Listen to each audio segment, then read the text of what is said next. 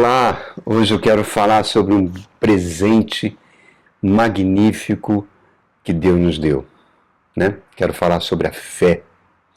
A fé é um dom de Deus para todos aqueles. A Bíblia fala em Efésios capítulo 2 que pela graça sois salvos mediante a fé, e isso não vem de vós, é um presente de Deus. A fé é sobrenatural. Como dizia Gilberto Gil, a fé não pode falhar, mas a fé em Jesus Cristo. Essa é realmente a única fé que existe. E sobre isso eu queria trazer uma passagem do Evangelho que só existe no Evangelho de João. Vamos ler juntos? Está lá no capítulo 4 do Evangelho de João. Diz assim, a partir do verso 46. Mais tarde, ele visitou Caná da Galileia, onde ele tinha transformado a água em vinho. E havia ali um oficial do rei, cujo filho estava doente em Cafarnaum. Quando ele ouviu falar que Jesus havia chegado à Galileia, vindo da Judeia, procurou e suplicou-lhe que fosse curar seu filho, que estava à beira da morte. Disse-lhe Jesus: se vocês não virem os sinais e maravilhas, nunca vão crer. O oficial do rei disse: Senhor, vem, antes que meu filho morra. Jesus respondeu: pode ir, o seu filho continuará vivo. O homem confiou na palavra de Jesus e partiu. Estando ele ainda a caminho, seus servos vieram ao seu encontro com a notícia de que o menino estava vivo. Quando perguntou a que horas o seu filho havia melhorado, eles lhe disseram: a febre o deixou ontem à hora 7ª, mais ou menos 1h da tarde. Então o pai percebeu que aquela fora exatamente a hora que Jesus lhe dissera: o seu filho continuará vivo. Assim, creram ele todos da sua casa. Este foi o segundo sinal miraculoso que Jesus realizou depois de ter vindo da Judeia para a Galileia. Uma passagem incrível, irmãos. E nessa passagem, ela mostra como a nossa fé pode se desenvolver, como ela pode crescer, né? Ela parece vou fazer uma analogia, como se fosse uma pequena centelha de fé. Essa centelha se transforma numa brasa incandescente. Essa brasa vai virar uma chama pequena e, finalmente, essa chama pequena vai virar um grande fogaréu, gigantesco, que incendeia até uma floresta, né?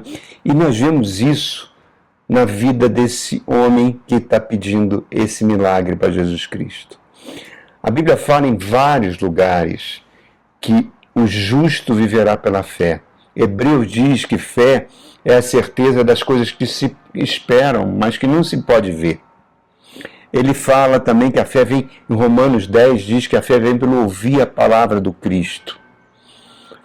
A fé traz o poder para Deus operar na nossa vida. A fé é uma ponte que faz uma ligação com o mundo físico com o mundo espiritual. Olha que coisa fantástica. Mas ela progride em nós. E essa passagem que só existe no Evangelho de João mostra isso para a gente. Está falando primeiro que Jesus foi para Caná da Galileia. Foi em Caná que Jesus começou o seu ministério. Foi ali onde ele transformou a água em vinho, né? Onde fez o primeiro milagre. E agora vem esse segundo sinal, o segundo milagre, que mostra como a fé opera de forma sobrenatural, por isso é o título da nossa mensagem, a fé é sobrenatural, e como ela cresce, e como Deus quer que a gente viva por meio da fé. No justo viverá pela fé. Meu irmão, todos nós carecemos da ajuda de Jesus Cristo para viver nesse mundo mal, né? Romanos capítulo 6 diz que a fé em Jesus Cristo faz que a gente viva em novidade de vida. Sempre coisas novas vão estar acontecendo por meio da fé. Que a gente possa buscar Jesus sempre, irmãos. Como esse oficial do rei foi buscar, um homem de alta posição. Esse oficial do rei, o rei ali era Herodes Antipas, o mesmo que mandou decapitar João na cadeia. A posição desse homem era tão grande em termos funcionais, termos sociais, que você poderia comparar hoje com uma autoridade de grande poder, tipo uma autoridade do Supremo Tribunal Federal, um juiz do Supremo Tribunal Federal. É algo mais ou menos parecido com o poder e posição social que esse oficial tinha, né? Ele era um homem da elite do rei. Ele tinha influência até junto ao poder do Império Romano. É um homem de grande posição. Então, o que esse homem faz? Ele vai buscar Jesus Cristo. E aí começa a primeira coisinha, primeira centelhinha de fé. Ele soube que Jesus estava em Caná, da Galileia. Ele já era do conhecimento dele que Jesus tinha feito aquele milagre na boda de casamento, né? Que transformou água em vinho, senão ele não se deslocaria de Cafarnaum. Cafarnaum até lá são 46 quilômetros, irmãos. E naquela época não existia carro. O principal meio de transporte era o camelo. E uma viagem de camelo de Caná, da Galileia, até Cafarnaum, onde ele estava, durava mais ou menos mais do que um dia de viagem. Sem contar que ele devia parar à noite, acampar para poder dormir. Então, essa primeira coisa que está acontecendo com esse homem, quando ele sabe que Jesus está em Caná da Galileia, ele parte para lá. Então, é a centelha da fé, pequenininha, né? O filho estava doente, o filho estava quase à morte, e ele faz essa viagem. Essa aflição, essa luta, fez ele buscar a Jesus Cristo. A gente, ao longo desse ministério pastoral que eu tenho já quase 20 anos, eu tenho testemunhado crises em casamento, relacionamento com filhos desgarrados, e essa situação de dor, de problemas na família, tem levado muitas vezes as pessoas a buscarem a Jesus, alavancando a sua fé e Jesus respondendo e salvando a família. E aí vem o primeiro fato, irmãos. Se nós não passarmos por lutas, se a gente tiver num conforto material, num conforto social, financeiro, que nem esse oficial do rei estava, você não ia buscar Jesus Cristo. Ele buscou Jesus Cristo porque ele estava vendo que o filho podia morrer, o filho estava morto. E isso me traz à memória o general Naamã, o super general Naamã, o maior guerreiro da Síria, que conquistou tantas guerras para o reino da Síria. Naamã era um homem super poderoso da época, mas ele tinha uma doença que estava consumindo a carne dele, que era a lepra. E a lepra deixa a pessoa num estado desfigurado, irmãos. É uma coisa humilhante.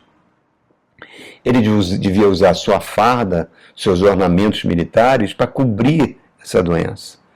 E aí ele sabe que em Israel havia um profeta Eliseu, onde ele poderia buscar o Deus de Israel e receber uma cura. E ele parte da Síria em direção ao Reino do Norte, ali onde estava o profeta Eliseu, com todo o seu séquito, né? Uma caravana de seus oficiais e de soldados, todo mundo acompanhando, levando ouro para o profeta Eliseu. Quando ele chega perto da casa de Eliseu, Eliseu nem vai recebê-lo. Eliseu manda um empregado avisar para ele: olha, o profeta falou para você mergulhar nesse riacho aqui pertinho, mergulhar 7 vezes. Depois que você mergulhar 7 vezes, você vai ser curado. Naamã fica indignado. Como é que um camarada não sabe quem sou eu? Com quem ele pensa que está falando? Eu vim da Síria, onde tem rios muito mais limpos e muito mais bonitos que esse riacho que ele está mandando cair na água. Ele não foi nem digno de vir à minha presença, mandou um recado para o seu empregado. E ele fica indignado.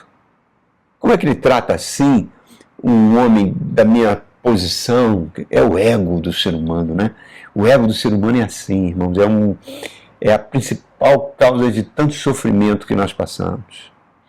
Aí um oficial chega para o general: general, por favor, o senhor veio até aqui, fez essa caminhada gigantesca, noites e dias, gente dormindo à noite, acampando, e para chegar até aqui, Custa nada só dar uma mergulhadinha ali no rio, varia 7 vezes, rapidinho. E conseguiu convencer Naamã. Naamã então tira a sua farda, deve ter mostrado a sua lepra para todos ali, que era uma situação humilhante. E ele segura aquele ego, se humilha e mergulha naquela água 7 vezes e sai curado. Irmãos, não tem como receber nada de Deus achando que nós somos alguma coisa, que nós merecemos, que nós servimos ao Senhor, por isso que o Senhor nos deve alguma coisa, ou então essa loucura de falsas igrejas que dizem que se você dizima, Deus tem obrigação. Deus não tem obrigação nenhuma conosco de nos abençoar. Então Naamã sai e levanta, curado.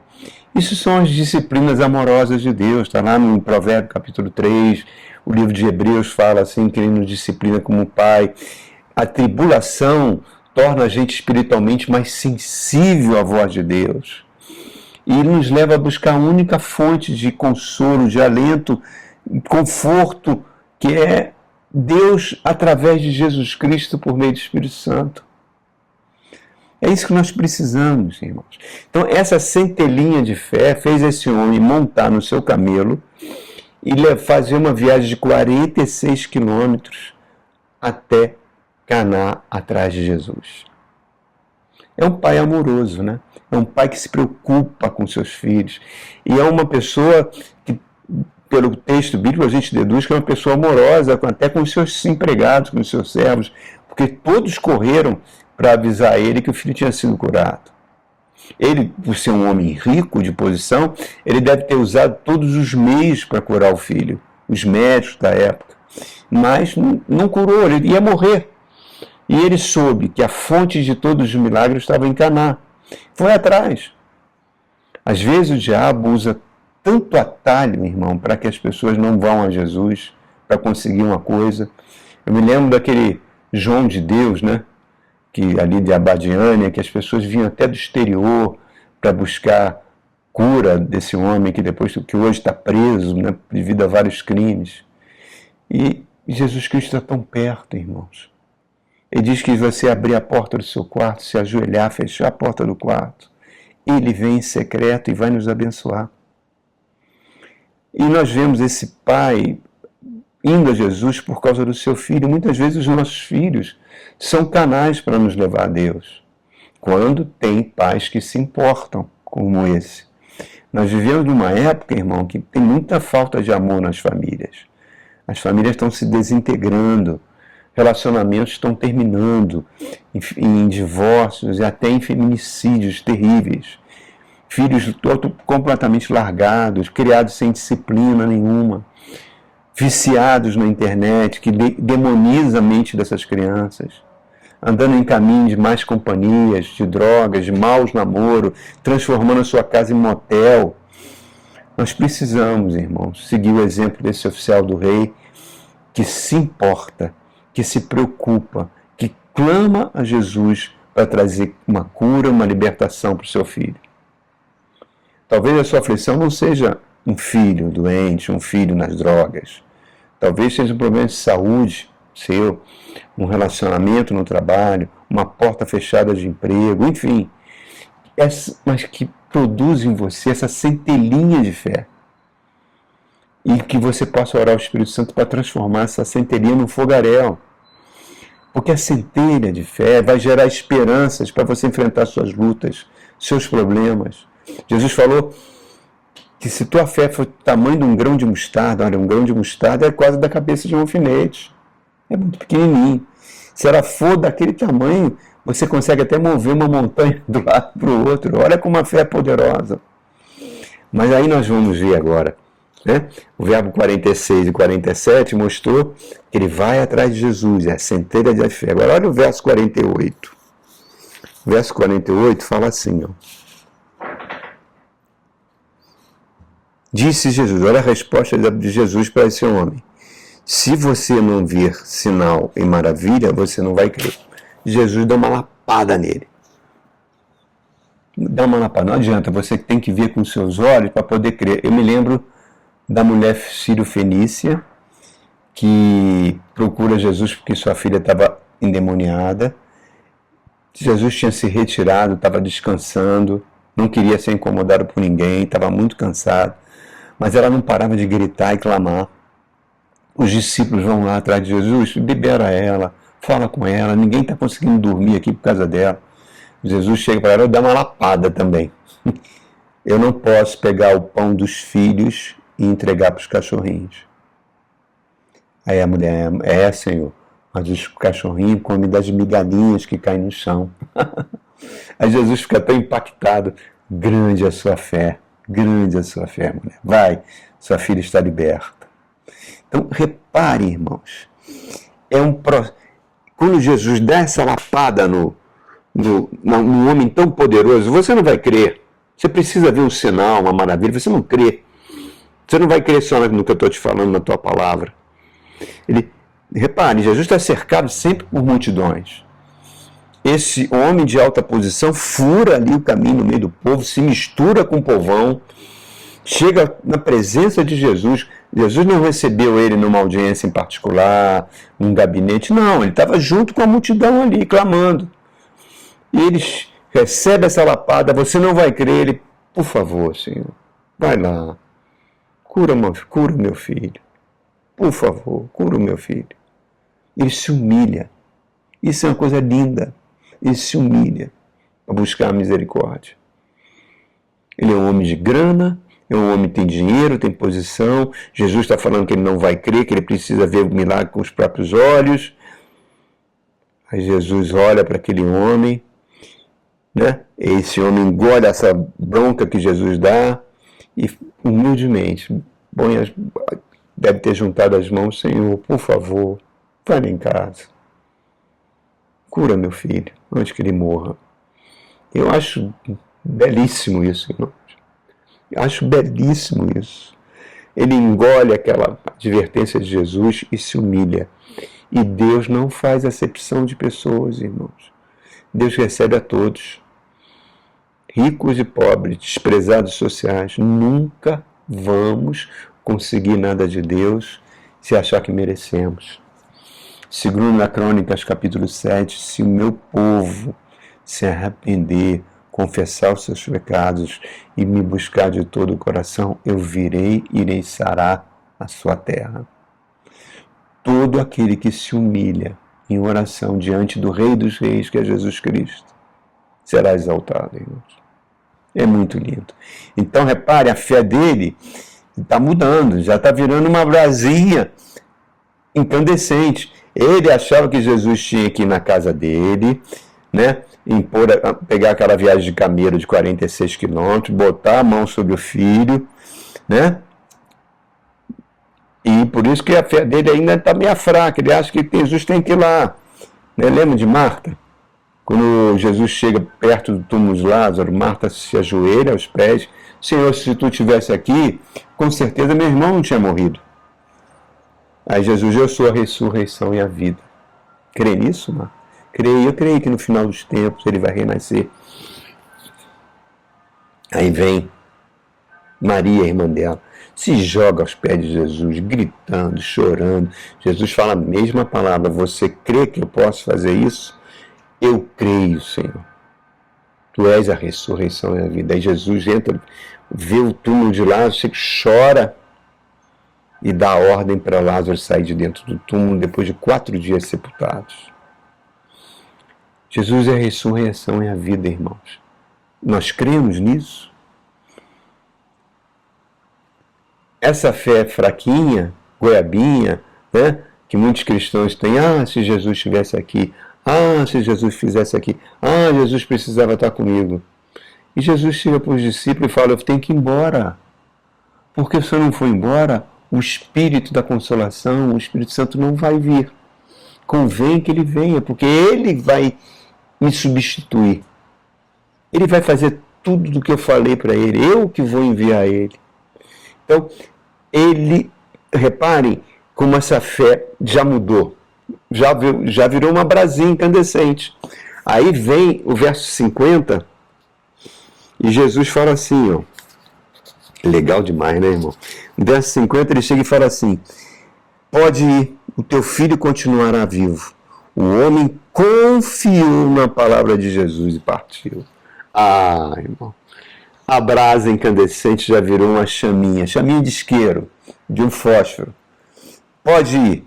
O oficial, ok, tu falou, tá falado. A Bíblia diz que ele voltou em paz para sua casa. Não estava mais ansioso. Faz aquela viagem de 46 quilômetros de volta, tranquilão. Jesus curou meu filho. Olha que coisa fantástica. Eu lembro do centurião romano, né? Os judeus vão procurar Jesus e falam: Senhor, o filho do centurião está à morte. Vai lá curar ele. Ele é bonzinho, ele construiu uma sinagoga para a gente. Ele é um guerreiro, mas ele é bonzinho com a gente. Aí Jesus, tudo bem, eu vou lá. Quando ele estava se aproximando, o centurião sai correndo atrás dele, fala: Jesus, por favor, não vá lá em casa, não. Eu não sou digno. Eu não sou digno que o Senhor entre na minha casa. E eu sou um homem de autoridade. Eu chego para um soldado e falo: faz isso. Eu tenho certeza que ele fez, porque ele não é nem maluco de não obedecer a minha ordem. E o Senhor tem toda a autoridade do universo. Basta uma palavra sua. Aí, ó, e meu filho será curado. Gente, isso derrubou Jesus. Jesus falou: nunca vi uma fé igual a essa em Israel. E aí ele profetiza: muitos virão de muitos lugares e sentarão à mesa com Abraão no meu reino. E vocês, judeus, que são do reino, serão lançados fora. Olha só, irmãos. Aquele homem, na mente dele, não era mais relevante se Cristo ia com ele. Bastava a palavra dele. É o verbo de Deus que se fez carne. Falou, está falado. É a palavra, é o evangelho vivo, é o poder de Deus para todo aquele que crê. O Abraão, lembra de Abraão? Abraão velhinho, com mais de 100 anos. Não tinha mais hormônio nenhum. Sara, com mais de 90, não menstruava, não tinha mais hormônio nenhum. Impossível para a medicina aquela mulher gerar um filho de um homem tão idoso. Os dois eram incompetentes para isso. Deus chega para Abraão e fala: Sara vai ter um filho daqui a um ano. Você será, ela será mãe de nações. Muda o nome dela. Não é mais Sara, é Sará. Põe H. Será mãe de nações. Ok? Ok, Abraão? Entendeu? Abraão olhou: Senhor, tu falou, está falado. Eu não vou mais ficar preocupado com o meu corpo que está velhinho, de Sara, amortecido, não tem condição de gravidez. Tu falou, está falado. Aí naquele momento a Bíblia diz que ele foi justificado pela fé e recebe o título de pai da fé. Olha que coisa fantástica, irmãos. Quando a gente diz: eu não posso isso, eu não posso naquilo, a gente mata a fé, irmãos. Vê Pedro. Pedro pula na água. Jesus: vem, Pedro, vem andando aqui. Ele vai, aí ele olha para o vento, olha para a tempestade e afunda. Senhor, me salva. Jesus vai lá e tira ele do fundo. É assim, quando a gente ora e não crê, a gente começa a olhar para os problemas. Tá com minha saúde não melhora, meu corpo não melhora, o dinheiro não dá, meus filhos estão todos desregrados. Mas a gente está matando a fé. Está matando a fé. E aquela palavra de Jesus gerou uma esperança nesse oficial do rei. Teu filho não vai morrer, ele volta em paz. Isso é lindo, irmãos. É lindo. E com aquela chaminha da fé, ele viaja os 46 quilômetros de volta, totalmente despreocupado, não ansioso. Isso é um alento para nós, irmãos. Use a sua fé, irmão, mesmo fraquinha, mesmo goiabinha. Eu te encorajo. Você pode até não ir a Jesus para: Senhor, eu quero as bênçãos celestiais, quero sentar à direita, as bênçãos celestiais ao teu lado. Não tem problema, não. Use a sua fé até para os seus problemas menores. Coisas físicas, coisas materiais, tristezas, depressões. Peça a Jesus para te curar. Jesus fala: aquele que vem a mim, de modo algum lance fora. Isaías profetizou que ele não desprezaria a cana quebrada, aquele pedacinho de junco que fica na beira do rio, que quebra à toa. Aquele paviozinho que fumega mostrando aquela pessoa fraquinha, que as esperanças já não existem mais esperanças. Jesus não despreza. Essa fé desse oficial agora cresceu uma chama, e ainda não era completa, mas olha como progrediu. Que maravilha, né? Faltava uma distância ainda a percorrer. Vamos ver agora o verso 53 e 54. Fala assim: então o pai percebeu que aquela fora exatamente a hora que Jesus dissera: o seu filho continuará vindo. Por quê? Porque os servos disseram para ele: teu filho está curado, antes de ele chegar em casa. E que horas? Aquele que ficou bom? 1h da tarde. Ah, foi na hora que Jesus falou. E assim creram ele e todos os da sua casa, empregados, servos, todo mundo que era subordinado passou a crer em Jesus. Repare, quanto mais ele estudava esse caso, mais maravilhado ele ficava. As Jesuscidências, né? Menino morrendo, Cristo cura milagrosamente, ele crê no sentido pleno, jubiloso e contagia toda a sua casa. A esposa vem, o menino está bem, mas como é que foi? Ele pergunta ao servo, ele foi melhorando? Não, de repente ele pulou da cama e saiu correndo para brincar. Não foi uma melhora paulatina, a febre passou, não, pulou. Irmãos, a gente sabe tão pouco sobre Jesus. Colossenses 2 diz que em Cristo estão escondidos todos os tesouros. Nenhuma petição nossa pode esgotar Jesus, irmão. Nenhuma. Então, olha só, Isaías 28, aquele que confia no Senhor jamais é abalado. É uma árvore que está junto na beira das águas, repousa na palavra, é uma fé madura, que sabe que vai ter resposta às suas orações, mesmo nas situações mais difíceis. Porque ela se baseia na experiência que a pessoa tem com o Senhor Jesus, certeza que na hora H ela não vai ser abandonada, frustrada. Isso traz consolo, traz alegria, traz forças.